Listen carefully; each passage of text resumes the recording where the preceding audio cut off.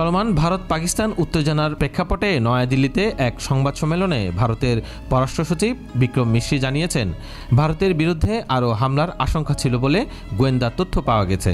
তাই ভারত প্রতিরোধমূলক ও আগাম ব্যবস্থা নিতে বাধ্য হয়েছে। তিনি জানান, এই হামলার লক্ষ্য ছিল ভারত নিয়ন্ত্রিত কাশ্মীরে স্বাভাবিক অবস্থা ফিরিয়ে আনার প্রচেষ্টা ব্যাহত করা এবং সেখানে পর্যটন শিল্পে নেতিবাচক প্রভাব ফেলা, যা স্থানীয় অর্থনীতির অন্যতম চালিকা শক্তি। মিশ্রি আরও জানান, 2024 সালে 2,25,00,000-এরও বেশি পর্যটক ভারত নিয়ন্ত্রিত কাশ্মীরে ভ্রমণ করেছেন। পাকিস্তানের সামরিক বাহিনী ISPR-এর মহাপরিচালক লেফটেন্যান্ট জেনারেল আহমদ শরীফ চৌধুরী জানিয়েছেন, ভারতের সাম্প্রতিক হামলায় 6টি এলাকায় 26 জন বেসামরিক নাগরিক নিহত এবং 46 জন আহত হয়েছেন। এই হামলাকে পাকিস্তান আন্তর্জাতিক মানবাধিকারের লঙ্ঘন হিসেবে দেখছে। ভারত নিয়ন্ত্রিত কাশ্মীরে বিধ্বস্ত একটি যুদ্ধবিমানের ধ্বংসাবশেষে ফরাসি প্রস্তুতকারকের লেবেল পাওয়া গেছে।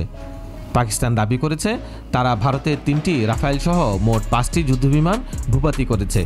CNN-এর স্থানীয় প্রতিবেদক মুখতার আহমেদ জানিয়েছেন, ভারত নিয়ন্ত্রিত কাশ্মীরের ইয়োওয়ান গ্রামে একটি অজ্ঞাত বিমান ভেঙে পড়েছে, যা শ্রীনগর থেকে 19 কিলোমিটার দক্ষিণ পূর্বে অবস্থিত।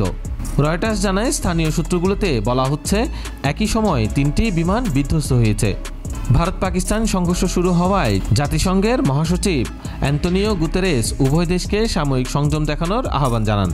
জাতিসংঘের ওয়েবসাইটে প্রকাশিত এক বিবৃতিতে বলা হয়, বিশ্ব এই মুহূর্তে দক্ষিণ এশিয়ায় আর কোনো সামরিক সংঘাত সহ্য করতে পারবে না। এদিকে যুক্তরাষ্ট্রের পররাষ্ট্রমন্ত্রী মার্কো রুবিও ভারত ও পাকিস্তানের জাতীয় নিরাপত্তা উপদেষ্টার সঙ্গে কথা বলেছেন। তিনি এক হ্যান্ডেলে দেওয়া বিবৃতিতে বলেন, পরিস্থিতি ঘনিষ্ঠভাবে পর্যবেক্ষণ করা হচ্ছে এবং উভয় পক্ষকে শান্তিপূর্ণ সমাধানের দিকে এগিয়ে যেতে আহ্বান জানানো হয়েছে। রুবিও বিশেষভাবে উল্লেখ করেন, দুই দেশকে যোগাযোগের লাইন খোলা রাখতে এবং উত্তেজনা এড়িয়ে চলতে।